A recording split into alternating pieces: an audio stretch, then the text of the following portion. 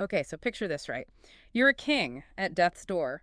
You'd think time to rest, but instead, you have to journey through hell to get to heaven. Dressed in birch bark, no less?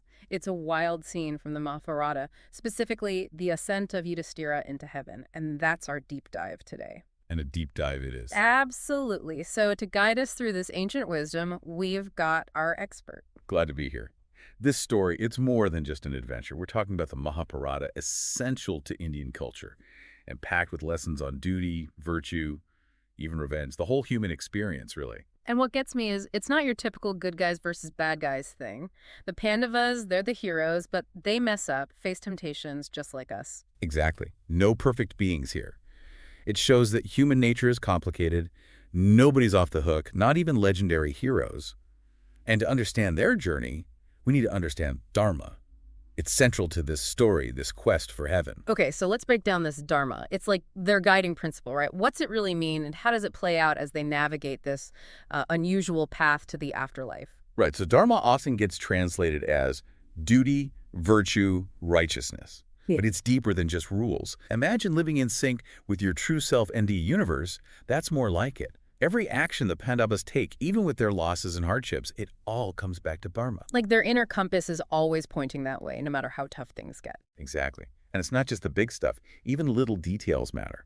Like they carry the fire from their altars, do this whole ritualistic journey around their kingdom before setting off. Subtle, but meaningful. Tying up loose ends, paying respects. It's like the moment before a big Mhm. trip, And then there's Arjuna, the warrior. He's asked to give up Gandiva, his divine bow, back to the ocean.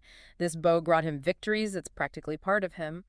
Imagine being asked to just let go of something so important. What's the deeper meaning there? It's about detachment. That's key to spiritual growth. On the path to enlightenment, clinging to things, even meaningful things, holds you back. Arjuna giving up Gandiva, his symbol of power. It shows he's understanding what truly matters. Makes you think about what we cling to in our own lives, right? Is it helping us move forward or just weighing us down, keeping us from our own ascent, so to speak? Now that's a question worth pondering. But for the Pandavas, their journey doesn't stop there. Things get kind of rough. As they're journeying to the heavens, they start to falter, one by one. Wait, hold up. They're dying. These are heroes. Shouldn't it be smooth sailing from here? Think of it more symbolically. It's not literal death. Yeah. It's about shedding the ego, letting go of everything, tying them to the material world, like a purification. So even the Pandavas, righteous as they were, had some spiritual baggage to deal with. Exactly.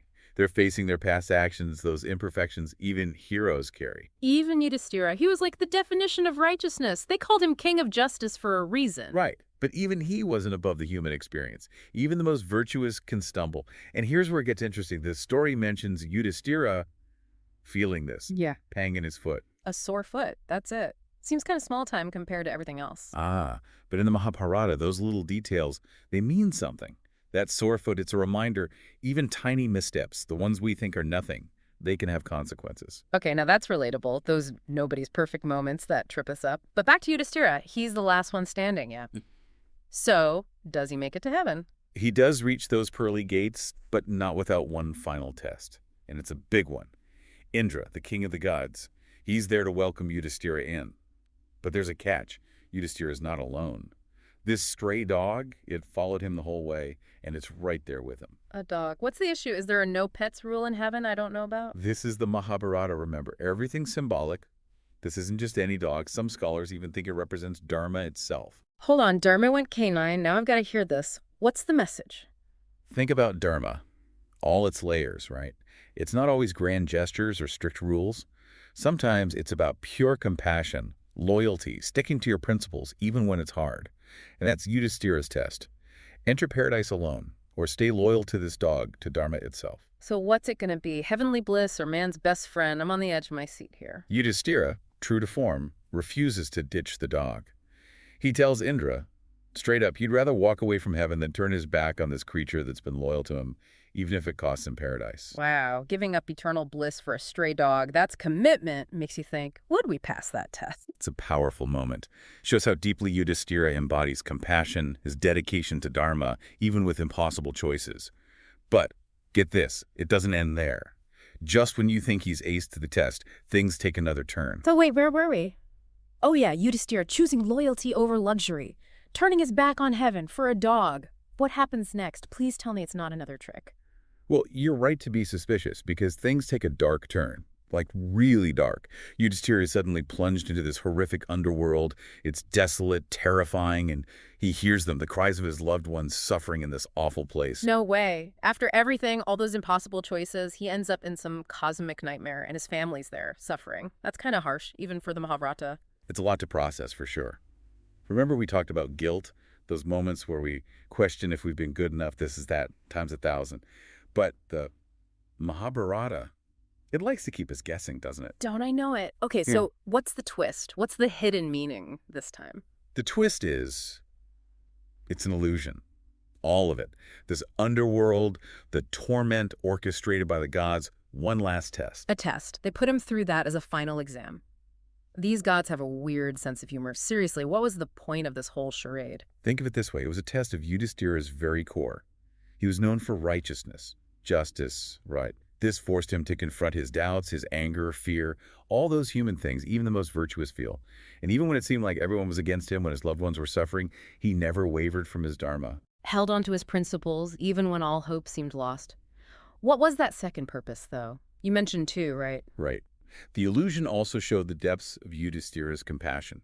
He was ready to give up paradise, face unimaginable horrors, rather than abandon his loved ones, even when he thought they were beyond help. And that compassion, that refusal to accept the truth that went against his morals, it proved his worth. Like they say, the truth will set you free. And in this case, it literally did. So the illusion breaks, right? Does Yudhishthira finally reach heaven, reunited with everyone? Tell me it's a happy ending. It is. The illusion fades, and he finds himself in this truly divine realm, surrounded by his loved ones, bathed in heavenly light.